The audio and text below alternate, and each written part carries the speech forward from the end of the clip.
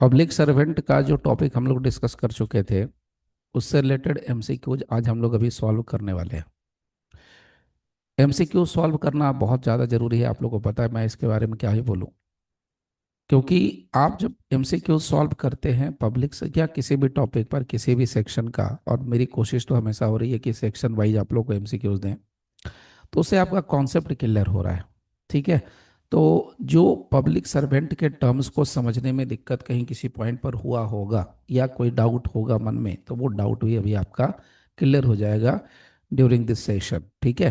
तो ये हमसे क्यों सॉल्व करते करते आपका सारा डाउट क्लियर हो जाएगा। चलिए शुरुआत करते हैं पहले क्वेश्चन से। सबसे पहला क्वेश्चन है, a person appointed by a court as a receiver. बड़ा सिंपल लाइन है। A person appointed by a court as a receiver to manage a disputed property during a pending law suit. दो तीन चीजें आपको यहीं पर सीखने को मिल जाएंगी। पहली बात तो ये कि अगर कोई डिस्प्यूटेड प्रॉपर्टी है तो डिस्प्यूटेड प्रॉपर्टी को मैनेज करने के लिए कोर्ट क्या अपॉइंट करती, किसको अपॉइंट करती है? रिसीवर को। So receiver is a person, अगर कोई पूछ रहा है कि रिसीवर कौन है, so receiver is a person who is appointed by a court to manage the disputed property during the pendency of the lawsuit. ये तो एक आंसर मिल गया, मतलब आपको रिसीवर का मतलब मिल गया, एक डेफिनेशन मिल गया। अब यहां पर देखिए कह रहा है कि जो पर्सन अपॉइंट किया गया रिसीवर के तौर पर डिस्प्यूटेड प्रॉपर्टी को मैनेज करने के लिए during the pendency of the law suit, वो क्या है? पहला ऑप्शन है नॉट ए पब्लिक सर्वेंट, वो पब्लिक सर्वेंट नहीं है। दूसरा ऑप्शन है इज ए पब्लिक सर्वेंट, वो पब्लिक सर्वेंट है। तीसरा ऑप्शन है ओनली ए टेम्पररी एजेंट, वो टेम्पररी एजेंट है। और चौथा ऑप्शन है अ प्राइवेट कॉन्ट्रैक्टर, वो प्राइवेट कॉन्ट्रैक्टर है। तो अगर इसको आप सही मायने में समझे तो ये पब्लिक सर्वेंट की कैटेगरी में है। लेकिन अब सवाल ये उठता है कि इसको हम पब्लिक सर्वेंट क्यों कहेंगे? Why receiver is a public servant? तो उसके लिए हमें जाना होगा बीएनएस, सेक्शन निकालना होगा 2, सब सेक्शन हो क्लॉज नंबर 28, और यहाँ से आपको पता चल जाएगा कि क्यों है। तो यहाँ पर देखिए रिसीवर अपने को बस ढूंढना है कि वेयर इज ए रिसीवर। तो आप देखिए यहाँ पर सामने है सी। So section 2 clause 28 sub clause C deals with receiver. तो यानी क्लियर कर दिया कि receiver is a public servant. और प्रोविजन अगर आपको देखना है तो सेक्शन 2 क्लॉज 28 और सब क्लॉज सी। तो यहाँ पर लिख दीजिए 228 सी BNS।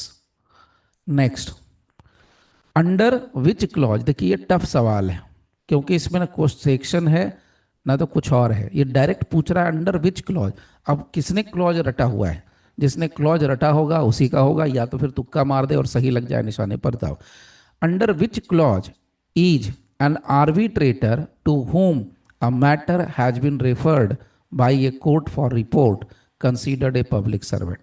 सीधा सवाल है, कहता है कि वो कौन सा क्लॉज है जिसमें आर्बिट्रेटर, जिसको कि मैटर रेफर किया गया है कोर्ट की तरफ से, और रिपोर्ट, उसको पब्लिक सर्वेंट कहा जाता है। मैंने कल बताया था आप लोगों को कि आर्बिट्रेटर के कॉन्सेप्ट को समझने के लिए दो चीजें बड़ी क्लियर समझनी है।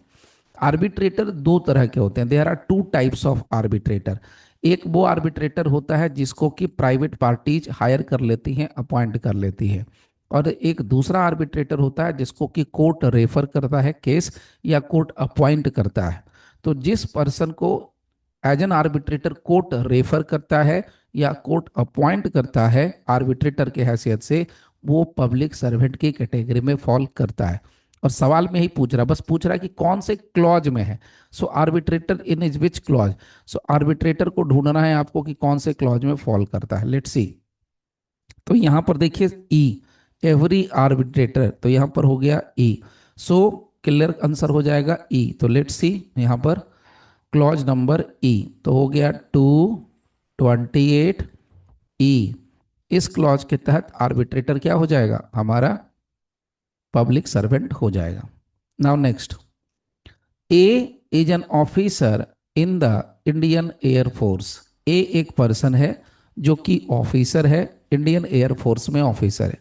ड्यूरिंग हिज लीव, जब वो छुट्टी पर था तब की बात कर रहे हैं, he gets into a private property dispute. So अपनी छुट्टी के दौरान वो एक निजी संपत्ति के विवाद में पड़ जाता है। For the purposes of criminal law, criminal law के पर्पस के लिए, क्या ए इज ए पब्लिक सर्वेंट? बढ़िया सवाल है, टेक्निकल है थोड़ा सा। है तो वो कायदे से public servant, because he is an officer, officer in Indian air force. तो सिंपल इतना भी बोले तो मान लेंगे, कुछ नहीं सोच रहे हैं तो भी पब्लिक सर्वेंट है। लेकिन ट्विस्ट ये है कि वो पर्सन जो है छुट्टी में आया हुआ है और छुट्टी के दौरान उसका डिस्प्यूट हो जाता है। तो अब क्या होगा? No, because he is on leave, क्योंकि वो छुट्टी पर है तो हम उसको पब्लिक सर्वेंट नहीं मानेंगे। दूसरा, यस, उसको पब्लिक सर्वेंट मानेंगे क्योंकि हर एक commission officer in the air force is a public servant. तीसरा, नो, क्योंकि वो प्रॉपर जो डिस्प्यूट है वो प्राइवेट है। चौथा, only if the government page for his lawyer. तो इसमें जो सही आंसर होगा वो होगा यस, वो जो है हमारे लिए पब्लिक सर्वेंट की कैटेगरी में फॉल करेगा, और ये फर्स्ट पे ही मिलेगा, every commissioned officer in the army, navy और air force. So this is the correct answer. तो यहाँ पर भी आपको क्लियर कट कह दिया है, इसीलिए हमारे लिए यहाँ पर क्या हो जाएगा, क्वेश्चन नंबर 3 का आंसर होगा बी, ऑप्शन नंबर बी। और इसका रीजनिंग होगा 228A, 228A।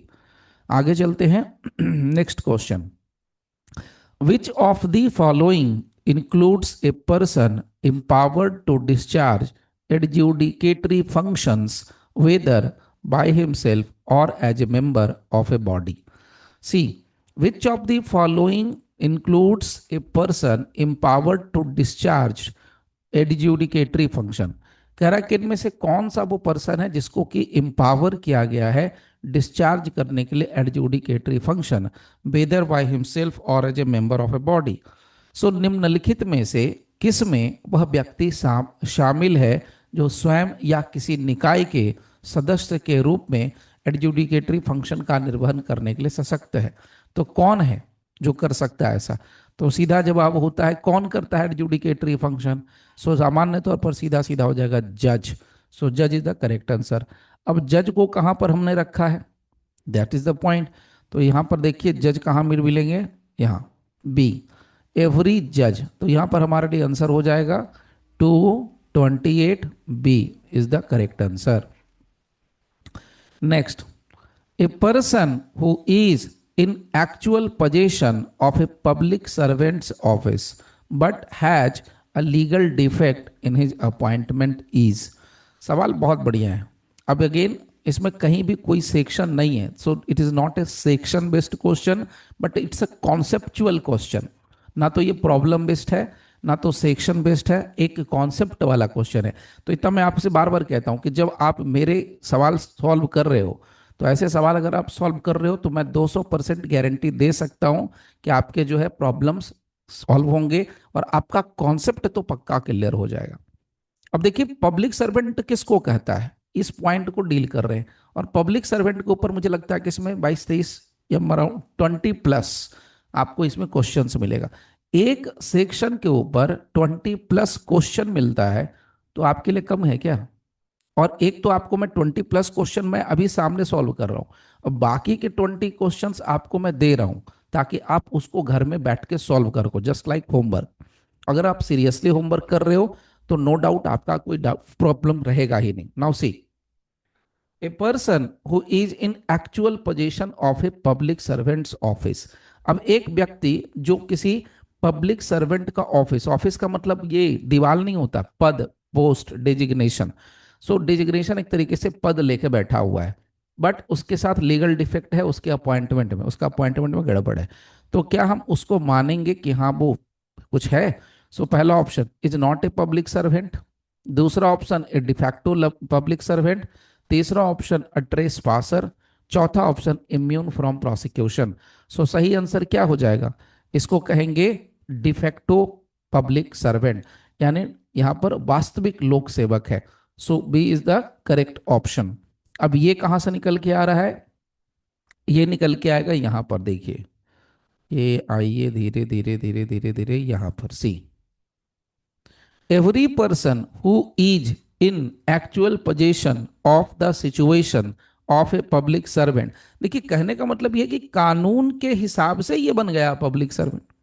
हो सकता है कि नहीं होना चाहिए, आम आदमी कहे यार ये तो गलत बात है, लेकिन कानून में लिख दिया तो इसको मानना पड़ेगा। कानून अगर कहता है कि दिन को अगर रात कहो तो रात कहेंगे, हो तुमको जो पसंद वही बात कहेंगे, तो वही सीन है। मतलब जो कानून को पसंद है, जो कानून में लिखा है, चाहे वो गलत हो चाहे सही हो, उसको भी have to follow, that's it. और उससे कोई ज्यादा मतलब फर्क नहीं पड़ता है यहाँ पर, यही इतना सिंपल सा पॉइंट समझना है आपको। ओके। तो कहने का मतलब है कि जैसे एडल्ट्री है, एडल्ट्री क्या है? Adultery is an offence? No, adultery is not an offence, it is a crime. Society में कोई आदमी नहीं चाहता है कि उसकी बीवी किसी और के साथ रिलेशनशिप में रहे। कोई औरत नहीं बर्दाश्त करती है कि उसका पति किसी और महिला के साथ बिस्तर पे जाके सोए, दैट इज द पॉइंट। लेकिन कानून कहता है कि जाओ सो जाओ यार, हमें कोई फर्क नहीं पड़ता, अलबत्ता तुम इंजॉय करो, जिसके साथ करना है, एक नहीं 10 के साथ इंजॉय करो, कोई दिक्कत नहीं है। झूठ बोल के करो, सच बोल के करो, हमें कोई दिक्कत नहीं। तलाक लेने आना, तलाक दे देंगे, कोई इशू नहीं है।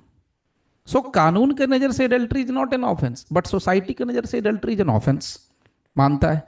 सिमिलरली यहां पर वही बात कह रहे हैं कि अगर आपको लग रहा है कि भाई कोई व्यक्ति है, हर एक वो व्यक्ति जो actual position of the situation of a public servant है, चाहे उसमें लीगल डिफेक्ट हो उसके पद पर, उसके पोस्ट को ज्वाइन करने में, बट स्टिल उसको हम क्या बोलते हैं? Public servant. और ये क्यों हो रहा? डिफेक्टो। सो इसको हम लेके आएंगे आंसर में, ये बनता है एक्सप्लेनेशन नंबर बी की वजह से।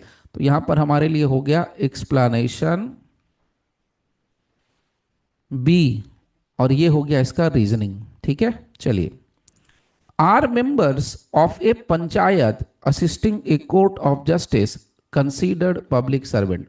सीधी सी बात है, अगर पब्लिक सर्वेंट को सपोर्ट करता है, असिस्ट करता है, तो वो पब्लिक सर्वेंट है। इसके अलावा मैजिस्ट्रेट को सपोर्ट करता है तो भी वो पब्लिक सर्वेंट है। तो ये कहाँ दिया हुआ है? ये मामला दिया हुआ है आपको, चेक करते हैं, देखिए ये रहा ऊपर में, पब्लिक सर्वेंट सपोर्ट करने वाला panchayat member, this is every assessor or member of a panchayat assisting a court or public servant is a public servant. So now यहाँ पर हो जाएगा डी। तो ये हो गया सेक्शन 2 क्लॉज 28 डी के ऑप्शन से। यहाँ पर no they are social worker, नहीं, गलत ऑप्शन है। यस, क्लॉज डी, ये हो गया सही आंसर। तो इसकी वजह से वो पब्लिक सर्वेंट है। ये भी नहीं लगना है, ये भी नहीं लगना है। Next, a person remunerated by fees for performing a public duty for the government is? क्या बोला? एक व्यक्ति जो कि रेम्यूनरेटेड है बाय फीस, मतलब उसको उसके काम को करने के लिए फीस मिलती है। देखो, फीस और सैलरी में फर्क होता है, ठीक है। फीस होता है कि आप अपने किसी पर्टिकुलर काम के लिए लेते हैं, सैलरी होता है पूरा इंटायर मंथ आपने काम किया उसके बाद आपको मिल रहा है सैलरी। तो यहाँ पर फीस में क्या होता है? जैसे वकीलों की क्या होती है फीस, तो अगर सरकार के लिए हम केस लड़ते तो एक केस के लिए हमें फीस रख मिलती है। और जो एम्प्लॉय होता है, जो टीचर है, प्रिंसिपल है, लेक्चरर है, वो सब क्या पूरा महीना खाप खटेगा, सुबह से लेकर शाम तक, शाम से लेकर रात तक तुम मेरे यहाँ नौकरी करो, then I will give you the salary. तो that is salary. So now a person remunerated by fees performing a public duty, तो अगर कोई व्यक्ति जो पब्लिक ड्यूटी परफॉर्म करता है उसके बदले में वो फीस लेता है सरकार से, तो उस केस में हम क्या कहेंगे? उस व्यक्ति को पब्लिक सर्वेंट कहेंगे। आंसर है यस, कहेंगे। बट किस प्रोविजन में लिखा है कि भाई तुम पब्लिक सर्वेंट हो? तो ये चीज हमें देखनी पड़ेगी, यहीं पर कहीं लिखा है C, every person in the service और पे ऑफ द गवर्नमेंट और रिम्यूनरेटेड बाय फीस।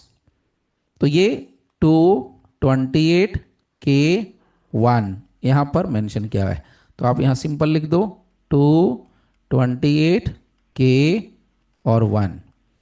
इसके तहत वो पर्सन जो सिर्फ फीस ले रहा है अपनी पब्लिक ड्यूटी परफॉर्म करने के लिए फॉर द गवर्नमेंट इज, ये हमारे लिए क्या बन जाएगा? Public servant. तो यहां पर ये पब्लिक सर्वेंट।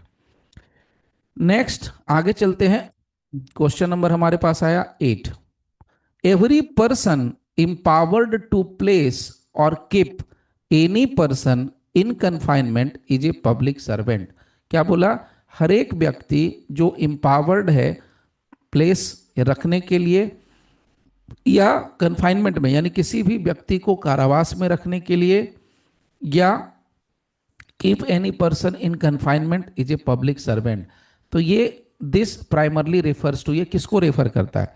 तो भाई किसको क्षमता है, किसको शक्ति है जेल में बंद रखने का, उसको पब्लिक सर्वेंट कहेंगे। लेकिन कौन है? वो है jailers, jailer and police officer. तो ये कहाँ से निकल के आया जेलर और पुलिस ऑफिसर? तो ये है जेलर और पुलिस ऑफिसर 6 नंबर में बैठा है, यानी 2, 28, 6। 6 का मतलब हो गया ABCDEF, एफ। ठीक है। सो अब इसके लिए थोड़ा गंदा टर्म इस्तेमाल करना पड़ेगा, बट याद रह जाएगा। एफ से बाकी आप लोग समझदार हैं, एफ से क्या क्या वर्ड मीनिंग निकलता है। तो एफ, ये सारे वो एफ वाले लोग हैं जो रखते हैं, इनको लोग वही सब, मतलब इज्जत जब बख्शते हैं लोग, जब कोई पढ़ा लिखा इंग्लिश वाला आदमी जब कोई इज्जत बख्शता है पुलिस वालों को या इस तरीके के पर्सन को, तो एफ शब्द का ज़्यादा इस्तेमाल होता है। बाकी आप लोग समझदार हैं, आप लोग पकड़ लेंगे। ओके, चलिए आगे बढ़ते हैं। Question number 9। An officer whose duty is to prevent offences. हम उस ऑफिसर की बात कर रहे हैं जिसकी ड्यूटी प्रिवेंट ऑफेंसेस, अपराध रोकने की ड्यूटी है, and protect public health is a public servant. तो वैसे पर्सन जिसकी ड्यूटी है अपराध रोकने की, पब्लिक सर्वेंट है। ऐसा पर्सन जिसका काम है पब्लिक हेल्थ का प्रोटेक्ट करना, पब्लिक हेल्थ को प्रोटेक्ट करना, वो भी पब्लिक सर्वेंट है। किस क्लॉज के तहत है पब्लिक सर्वेंट? सवाल ये पूछ रहा है किस क्लॉज के तहत वो पब्लिक सर्वेंट बनता है। तो बस कुछ नहीं, ढूंढेंगे जाके इसको, ये सामने ही बैठा हुआ है। Whose duty it is as such officer to prevent offenses। यहाँ देखिए, ऑफेंस रोकने का काम और प्रोटेक्ट द पब्लिक हेल्थ कहाँ मिला? जी में। तो ये आपके लिए जी, यहाँ पर कर देंगे क्लॉज नंबर जी। तो ये हो गया 228 जी।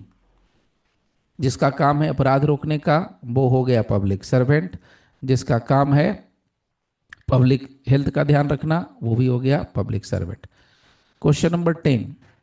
Is a municipal commissioner a public servant according to the legal illustration? देखिए इलस्ट्रेशन में ही लिखा हुआ है कि म्यूनिसिपल कॉरपोरेशन जो होता है, सॉरी, म्यूनिसिपल कॉरपोरेशन का जो कमिश्नर होता है वो पब्लिक सर्वेंट होता है। इसमें ज़्यादा दिमाग नहीं लगाना है, चुपचाप यहाँ आइए इलस्ट्रेशन में। A municipal commissioner is a public servant, आंख बंद करके लिख दीजिए। तो यस होगा, यस। और ऐसे भी पूछ रहा है इलस्ट्रेशन, तो ये हो गया मामला खत्म। An officer of a government company as defined in the Companies Act 2013, सरकारी कंपनी है, गवर्नमेंट कंपनी है, उसका जो ऑफिसर है उसको कंपनीज एक्ट के डेफिनेशन के हिसाब से उसको हम क्या मानेंगे? पब्लिक सर्वेंट मानेंगे कि नहीं माने? सरकारी कंपनी का अधिकारी, सरकारी कंपनी जो कंपनीज एक्ट 2013 के हिसाब से डिफाइंड है, यानी सरकारी कंपनी किसको कहेंगे? Government company. What do mean by government company? The definition of government company is given in companies act 2013। So is a public servant, so as per B. तो यहाँ पर यहाँ आ जाएंगे तो ये किस क्लॉज के अंदर दिया होगा ये हमें बस निकाल देना है। तो अगर हम इसको देखेंगे तो ये वहाँ पर मिलेगा, ये रहा हमारा, कहाँ गया, ABCDFGHIJK, ये रहा। कंपनी का मामला इसमें आता है, जब फीस का मामला है वहीं पर कंपनी का मामला है सी। यहाँ देखिए लास्ट में लिखा है a government company as defined in clause 45 of section 2। So 245 of Indian companies act 2013 के हिसाब से तो ये हो गया हर एक पर्सन। तो यहाँ पर हो गया कि ये पब्लिक सर्वेंट है। तो यहाँ पर क्या कर देंगे? 228K2 यहाँ पर लिख देंगे, 228K और 2। Next, a person holding an office to conduct an election और रिवाइज एन इलेक्टोरल रोल। तो वो व्यक्ति जो चुनाव संचालित करता है, निर्वाचक नामावली का संशोधन करता है, उस पद को धारण करता है, उस पोस्ट पर है, तो उसको क्या कहेंगे? वो भी है भाई साहब पब्लिक सर्वेंट। तो आंख बंद करके लगा दीजिए पब्लिक सर्वेंट, बस किस क्लॉज के अंदर है बस वो ढूंढना है। तो अगर हम बात करेंगे कि भाई किस क्लॉज के अंदर है, तो देखिए ABCDEFGHI जे में है, जे में जो, यहाँ देखिए इलेक्शन और पार्ट ऑफ इलेक्शन, ठीक है। तो बस जे में जाओ, कहाँ जाओ? इलेक्शन कराने जाओ, जे में मतलब जाओ इलेक्शन कराने जाओ। सो यहाँ पर हो गया public servant. Now next, B is an investigator appointed by a court to report on a matter of fact. देखिए बढ़िया सवाल है। बोला कि बी कौन है? बी एक इन्वेस्टिगेटर है जिसको कि अपॉइंट किया है कोर्ट के तरफ से किसी मैटर को रिपोर्ट करने के लिए। ठीक है, इन्वेस्टिगेटर है, कोर्ट ने अपॉइंट किया है रिपोर्ट करने के लिए। अब जिसको अपॉइंट किया गया है इन्वेस्टिगेटर, वो लेता है रिश्वत। Can he be tried as a public servant? क्या हम उसको पब्लिक सर्वेंट के तौर पर ट्राई कर सकते हैं? भाई क्यों करेंगे? सवाल ये कि क्यों वो पब्लिक सर्वेंट है। अगर उसको हम पब्लिक सर्वेंट नहीं ट्राई करेंगे, उसको नहीं मानेंगे, तो फिर उसके खिलाफ भ्रष्टाचार का मामला नहीं लेके जा सकते, पीसी एक्ट अप्लाई नहीं होगा। तो इसके लिए क्या करना है? हाँ, ये होगा पब्लिक सर्वेंट, बट कैसे होगा, क्यों होगा? इन्वेस्टिगेटर क्या पब्लिक सर्वेंट बनता है? अगर पब्लिक सर्वेंट बनता है investigator appointed by the court, तो हाँ उसको हम मानते हैं। नाउ सी, यहां देखिए कहाँ चला गया, ये रहा देखिए। Every officer of a court including liquidator, receiver, commissioner, whose duty it is as such an officer to investigate, हो गया काम खत्म। तो वो क्या बन जाएगा? इन्वेस्टिगेटर। और report, so any officer of a court including a liquidator, receiver, commissioner whose duty it is as such officer to investigate or report any matter of law or fact, or to make, authenticate or keep any document, or to take charge or dispose of any property, or to execute judicial process, or to administer any oath, or to interpret or to preserve order। ये सब क्या होगा? यहां देखिए लिखा last में, every person specially authorised by a court to person any of such duty. तो यहां पर क्लियर है, C is the correct option. तो देखिए यहां पर क्या लिखता है, no because he is not a permanent employ, तो ये गलत ऑप्शन है। Yes as per clause C, so clause C के हिसाब से वो क्या बन जाएगा? Public servant. Now next question number 14। What is in this question number 14? कितना टाइम हो गया? Let's see, which clause specifically covers officers in the service of a local authority। कह रहा है कि वो कौन सा क्लॉज है जो स्पेसिफिकली कवर करता है उन ऑफिसर्स को जो कि लोकल अथॉरिटी में काम करते हैं। तो वो पर्सन जो लोकल अथॉरिटी में ऑफिसर्स हैं, सर्विस में है, उसको हम पब्लिक सर्वेंट कहेंगे। किस क्लॉज में लिखा है भाई? हमें उससे क्लॉज पूछ रहा है, तो क्लॉज का चक्कर है बाबू भैया। तो ये क्लॉज का चक्कर है, ABCDEFGHIJK। कहाँ गया के? द लास्ट वन कहाँ पर आ जाएगा? सी, लोकल अथॉरिटी देखना है ना। ये रहा देखिए, यहाँ देखिए, इन द सर्विस और pay of a local authority as defined in so and so. So local authority in the service of pay of the local authority, यानी वो लोकल अथॉरिटी के सर्विस में है या पे में है, सैलरी पर है, तो उस केस में। सो यहाँ पर क्या हो गया? 228K2, तो यहाँ पर हो गया 228K2 to.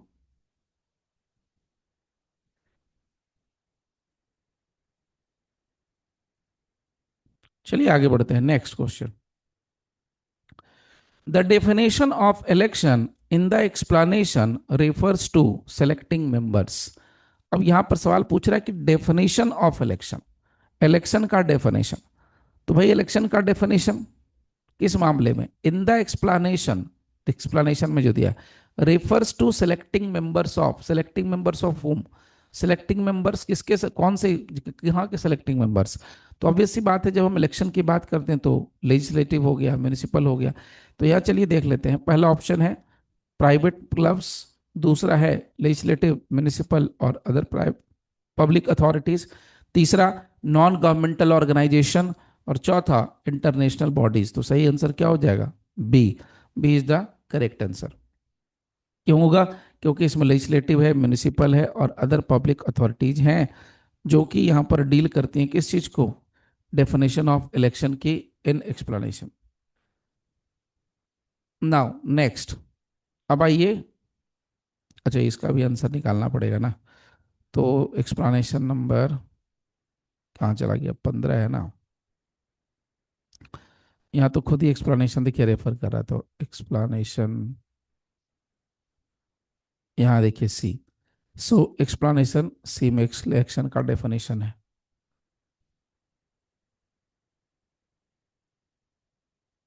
Now next, question number 16।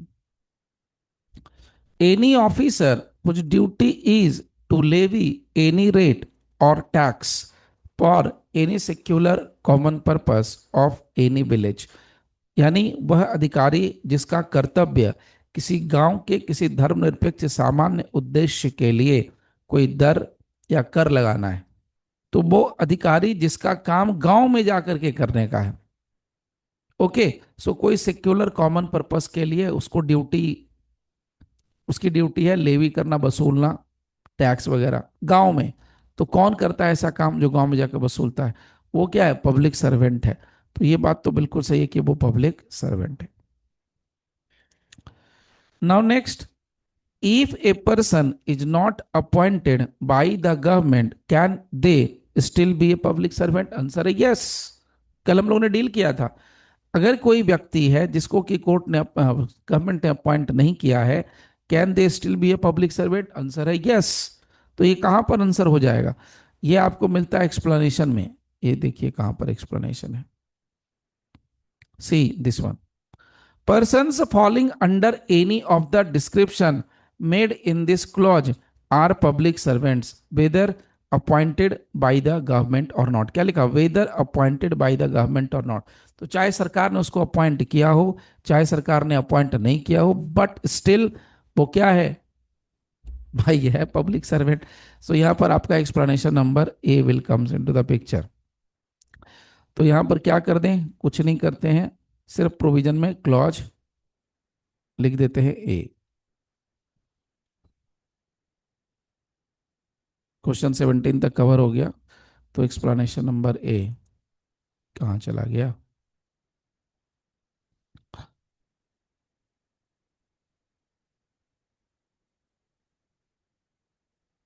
Next question, question number 18। What is that? C. अच्छा 17 अभी तो हम लोगों ने देखा था, यहां पर देखिए, yes if they fall under any of the descriptions.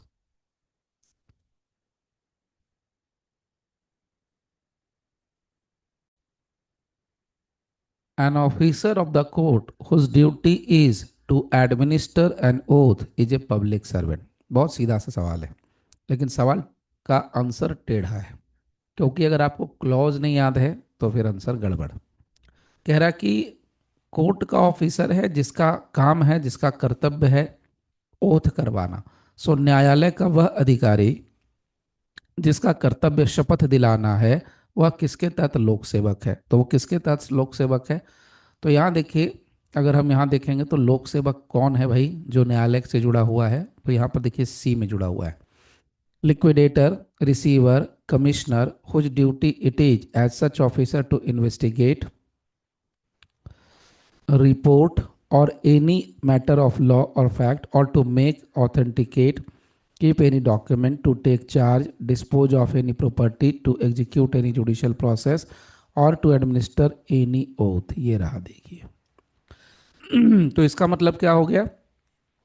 न्यायालय का वह अधिकारी जो ओथ दिलवाता है वो कौन है? वो पब्लिक सर्वेंट है। तो सो 228C, तो ये जज के साथ ही निपट जाएंगे। तो 228C इस क्लॉज के तहत ये क्या हो जाएगा? Public servant. नेक्स्ट,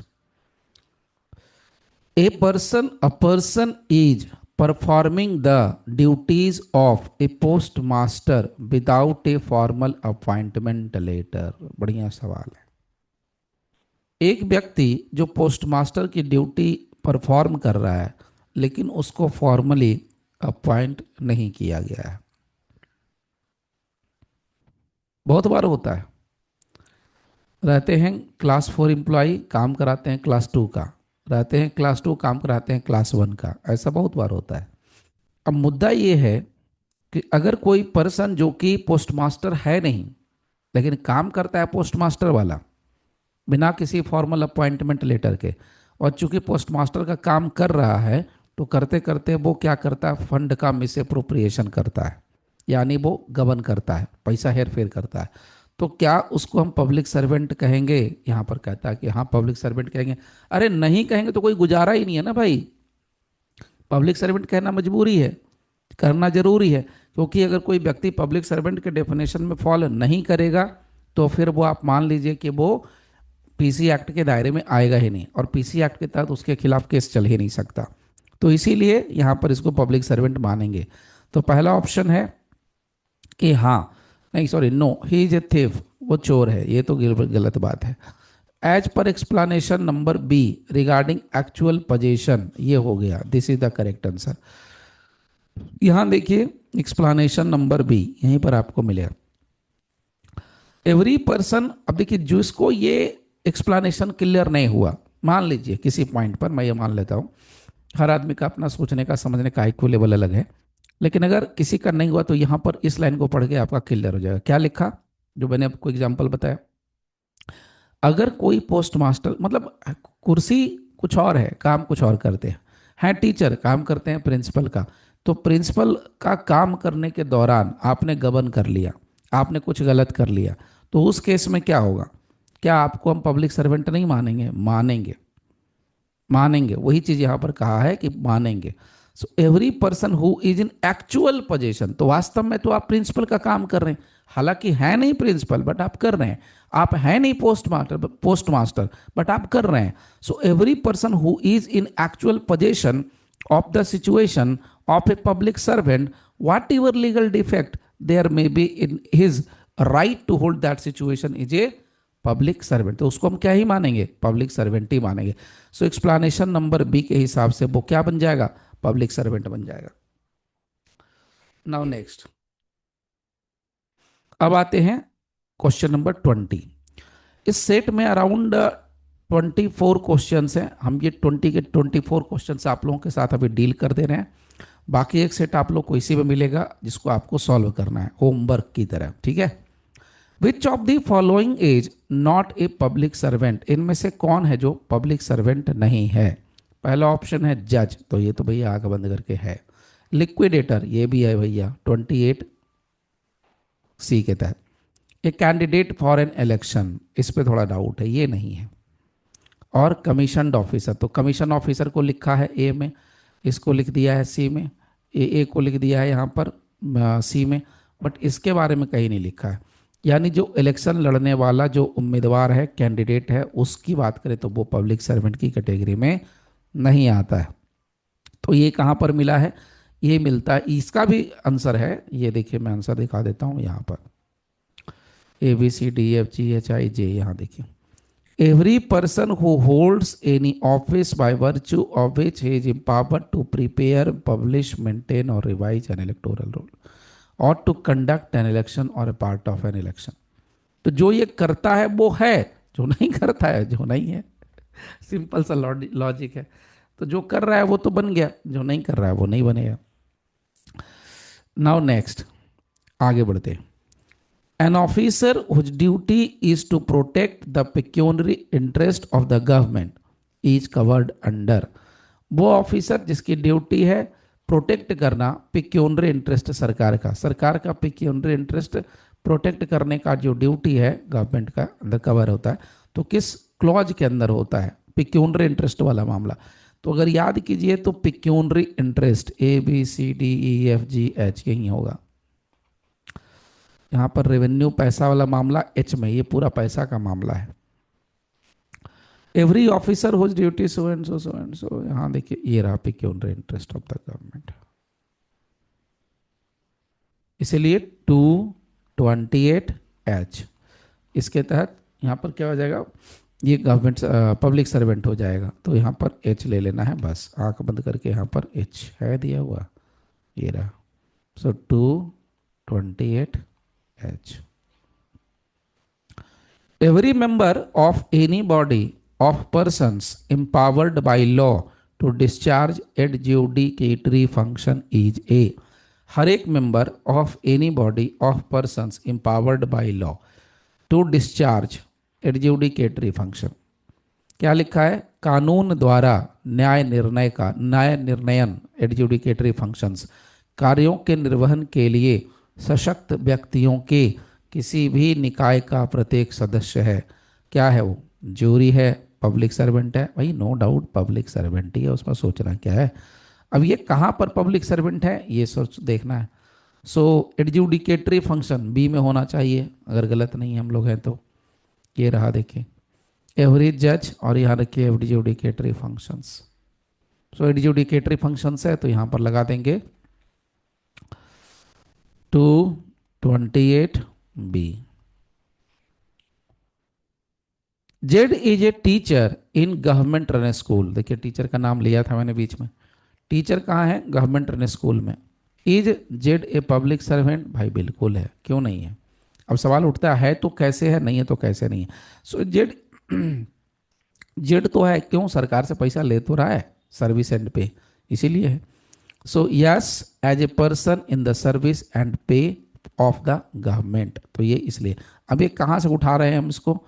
ये नीचे से लेंगे के से, तो ये रहा ABCDEFGHIJK, और के में आ गया 1।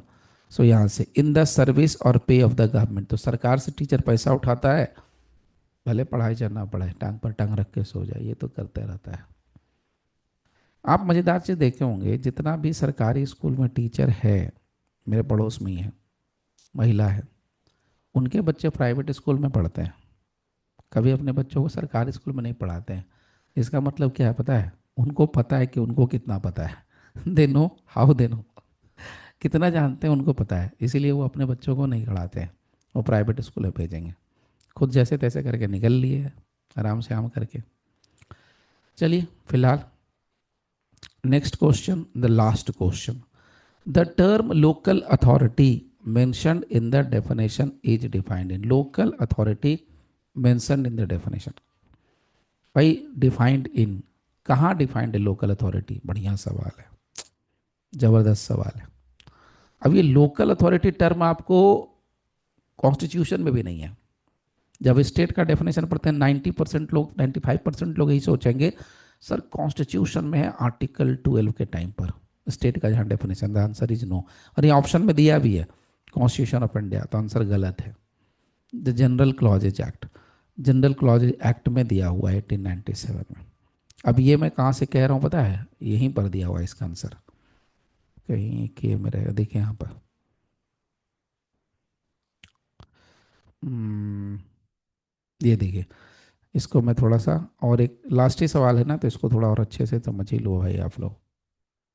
ये देखिए यहाँ पर, एवरी पर्सन हु, ये भाई ऊपर आ जा, ये इन द सर्विस और pay of a local authority, local authority क्या लिखा है?